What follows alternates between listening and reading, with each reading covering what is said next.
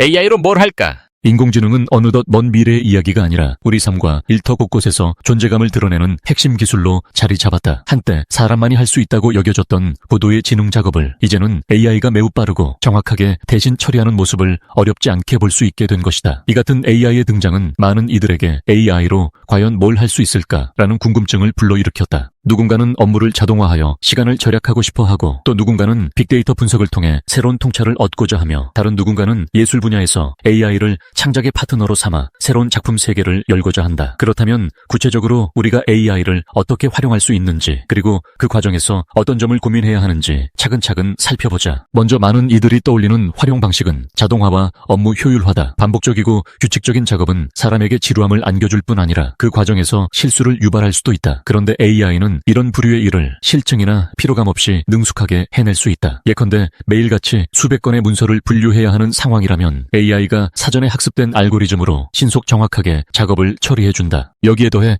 챗봇 기술을 활용하면 24시간 고객 문의를 자동으로 응대하고 자주 묻는 질문에 표준화된 답변을 줄 수 있어 기업 입장에서는 인건비를 절감하고 고객 만족도 역시 높이는 이점을 누릴 수 있다. 과거라면 단순한 자동 답장 기능 수준에 머물렀을 텐데 이제는 챗봇도 제법 자연스러운 문장으로 대화를 이어갈 수 있게 되면서 활용폭이 더욱 넓어지고 있다. AI가 빛을 발하는 또 다른 분야는 데이터 분석이다. 디지털 시대에 접어들면서 쌓이는 방대한 데이터를 사람이 일일이 살펴보고 의미를 도출하기란 쉽지 않지만 AI는 이를 효과적으로 분류하고 예측 모델을 세워줄 수 있다. 예컨대 전자상거래 기업이라면 고객의 구매 이력과 검색 패턴을 분석해 어떤 상품이 앞으로 많이 팔릴지를 예측하거나 어떤 고객층에게 어떤 광고를 노출해야 할지를 판단하게 된다. 금융권에서는 주가 변동이나 대출 상환 위험도를 예측하고 위험이 감지되면 자동으로 경고 신호를 보내는 시스템을 갖출 수도 있다. 이런 데이터 분석 기술은 단순히 기업의 이익을 위해서만 쓰이는 것이 아니라 적시에 재고를 공급해 자원의 낭비를 줄이거나 질병 확산을 막기 위한 방역 정책에 활용될 수도 있기에 그 파급 효과가 매우 크다. 또 한편으로는 사람들의 일상에 깊숙이 파고드는 개인화 서비스도 빼놓을 수 없다. 오늘날 유튜브나 넷플릭스 같은 플랫폼을 이용하다 보면 어느 순간 내가 좋아할 만한 영상이나 드라마가 홈 화면에 자동으로 뜨곤 하는데 이는 AI 추천 알고리즘이 사용자의 취향을 분석해 최적의 선택지를 제시하고 있기 때문이다. 이런 개인 맞춤형 추천 시스템은 교육 분야에도 적용되어 학습자가 어느 부분에서 자주 틀리는지, 어떤 주제에